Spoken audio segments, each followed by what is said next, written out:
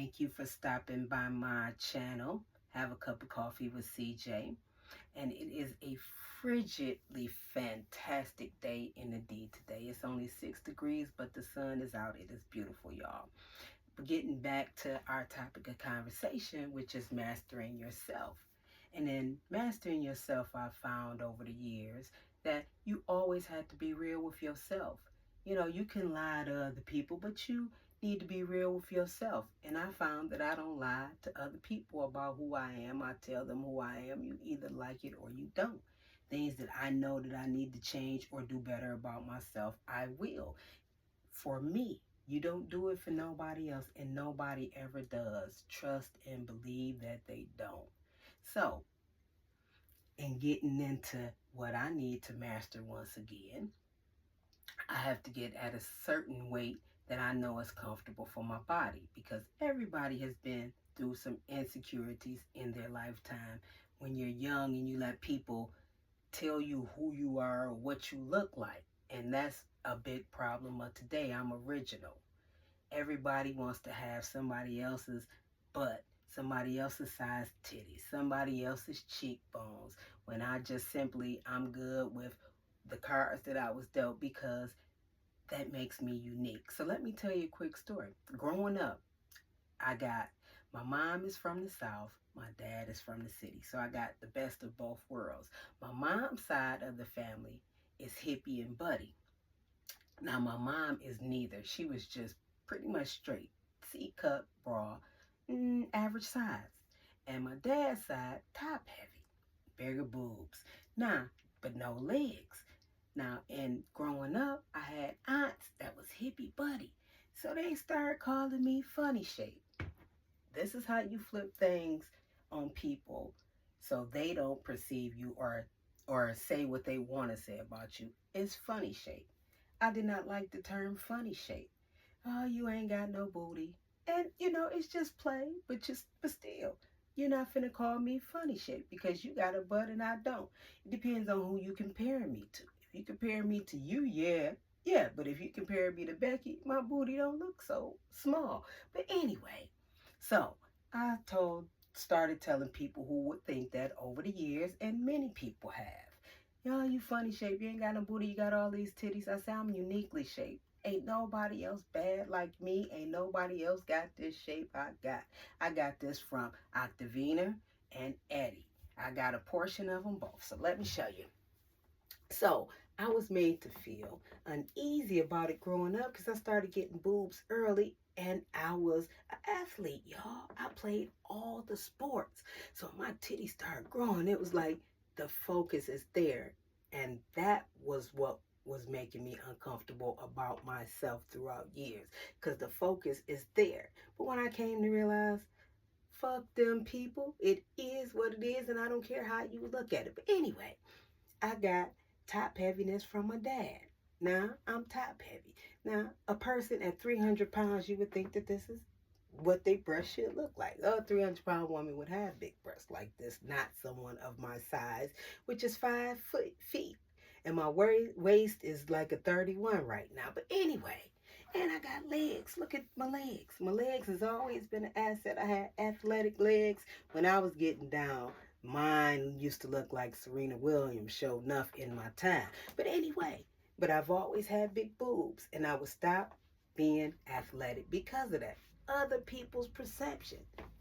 Then there were those that would want to talk about, oh, she got big titties, Miss Dolly Parton. See, back in the day, Dolly Parton was who had big titties, pretty much. And we all know that she got them done. She didn't get them naturally. But anyway, I used to laugh at people after I got confident in self. Like, over the years, the industry is booming with all this artificial stuff to give you boobs like me. So those ones that used to tease me back in high school and I brushed it off is the ones who probably getting all the implants today because they was jealous. So you'll come to find out later on in life, the people that judged you had their own insecurities. Don't listen to that. Keep living your life. Keep being who you are naturally are. And those that don't like it, them people, okay? Kids, learn how to say that and be who you are, and don't follow. don't follow a crowd because they're doing certain things. I used to be around different type of crowds, but that don't mean I'm gonna do what you do. When you start doing something I ain't interested, oh, I see you later, I'm going over here. So I never had been in any cliques, but I have a couple of good friends, close friends, but everything else was just associates. So that's how I live my life, because I don't let people dictate to me. And some people want to tell you who you should be and how you should act or down you, and you're not finna do that. You're not finna do that. And a lot of it be jealousy. A lot of it is jealousy. So kick that out of your life. Don't care about what somebody else say, and strive for what it is that you want to do and what you want to change in yourself. And one thing I need to change is procrastination. I could say something and it could be available right then and there, and I'll say, oh, I'm gonna do it tomorrow. I'm stopping doing that, because tomorrow is never promised to you. Like I told you, I done looked up and wow, I'm about to be a matriarch. My mother, I'm moving into that position. I'm really there now because I'm governing her, but not officially. But boy, life. I'm just saying life. When you look up, time has gone, and you have been. If you see an opportunity at that time, take it, because you never know when you're going to get it again. Just remember that. I've lost a couple opportunities because I didn't take it at that time for different reasons. And a lot of my reasons for not taking certain business opportunities with different people is because sometimes when you're doing stuff with guys, they think sex comes into play, and it does not especially when I got my own money. So having my own money and being able to do my own thing, I don't have to be subjected to that. And that's what I love about having a provider as a father. My father was a straight provider. Anything needed, it was there. So I know that that's the type of man that I need and have to have in my life. A provider. You understand? But anyway, so having a provider as a father and teaching me to be independent, but still letting a man be a man, taught me that you don't settle for anything. Just don't settle for anything, especially when you can hold your own. And that's where the guys is failing to realize. Women that can hold their own is not finna do a business deal or have sex with you. And a lot of people perceive me to be extremely sexual because I got big breasts, and that is the furthest thing away from the truth. That only comes into play when it's someone that I love. But anyway, moving on. That's a perception of people. But let me tell you this story too. I used to, when I started going to church, my mother has been a devout Christian the whole time. My dad is Muslim, more or less, of that theory, if he had a religion, and he was moving into that theory. But anyways, that went to church and read the Bible. As a matter of fact, she downstairs reading the Bible right now, my whole life.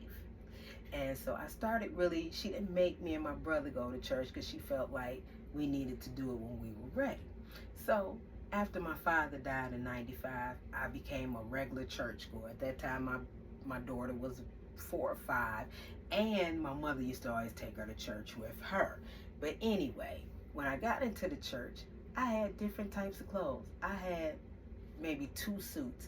Of course, one, a black skirt or a suit for interviewing, which I didn't do much of because I never had a job like that. And I have worn a red and black suit on every interview, so I didn't care about the politics. Never have. I always want to be me. That's why I am my own person and has to be my own boss.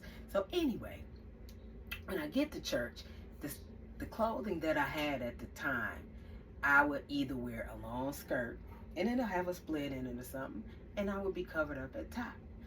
Or if I had a little cleavage showing, maybe about that, I would have maybe a short skirt on. And at that time, as I say, my skirts would be about right there, mini skirt, because I got legs, and my legs was firmer than what they are now. But anyway, we talking over 20 years ago. So the men in the church, the deacons in the church, circulated that I was an ex-stripper. When it got back to me, I could not believe that. Y'all circulating a lie about me because you see my size breast, and I'm not trying to cover them up as I had did as a child, younger, with all that attention. I would buy a shirt that's 2 sizes too big just so you don't focus on that, even though they were up under there. But anyway, but you men of the church, so that let me know that you all were not for the right thing, coming in. Y'all took me aback with that, but still I went to church and I ended up joining. Moving on, just to show y'all that people perceive you in different ways and you can't allow them, so they got checked. And yes, they did. But anyway, we became friends later on, and in fact our family were already friends. So the story that circulated, I was upset about it, but we moved on and forgave, and there it is. So now back to my fashion sense. I told y'all, now my dad, both my mom and dad dressed well. My dad more had things tailored because he was a bigger man. And my mother, being that she was very conservative, always wore skirt suits. 'Cause she stayed in church all the time. She had a closet full of all different type of skirt suits except for dark stuff. She does not wear dark colors like black or dark brown. Don't bring her that. And I tried to, and she don't wear that. But anyway, so I was about 14 or 15, and I was tomboyish still. And me and my dad went to the mall, and I told him I needed a purse. He got me my first Gucci purse. We got my Gucci purse, and I started seeing all other stuff. I started getting all type of gadgets, keychains, lighter cases, watches, and he was like, you can't have that lighter case, and it was for a big lighter. And he took it, but I later ended on with it. But anyways, so I would buy Gucci purses back then, and Gucci gear. I could wear the shoes, but I was too top heavy for his clothes. A tracksuit, a cloth one. They had a cloth white with the red going down with the white and green gym shoes. Y'all know which ones I'm talking about, the ones that Jay-Z tried to redo. But anyway, they had a tracksuit and gym shoes that match that I can fit, but nothing, no couture shirts or nothing like that. Well, not couture shirts, but dressier shirts. So anyway, I forgot what I was talking about, y'all. But anyway, I know what it was, that I had a love for Gucci. So every time I got the money, which was a weekly basis, I would go out there looking for different shoes and stuff I could get. So I had a lot of gear, and a lot of it has came up missing over the years and has been given away. But I held on to a pair of shoes, y'all, that I got back in between 85 and 87, because I'm not a hoarder. I just like what I like, and when I love something, I will keep it for life. So I want to show them to y'all. And you're gonna say they're old style. Okay, check it out. It is called the boat shoe. Let me let you see. It's got a little Gucci tag right there on the side. Can you see? Nope. Let me flip it over for you. There it is. It's called the boat shoe. Right? And it looks old fashioned. It really does. But back then we was wearing stuff like this. And I would pair these shoes with like a pair of Dockers. Khakis. You would call them khakis. Dockers were khakis. And that's the other one. These shoes were from 1985 or 87, somewhere in that year range. So they are older than my daughter. My daughter is 34. So you do the math. Authentic Gucci shoes. So yes, I am qualified to dress you and show you, because I've been styling in it for a long time. A long time. And I've accumulated other stuff over the years that I don't have at this time.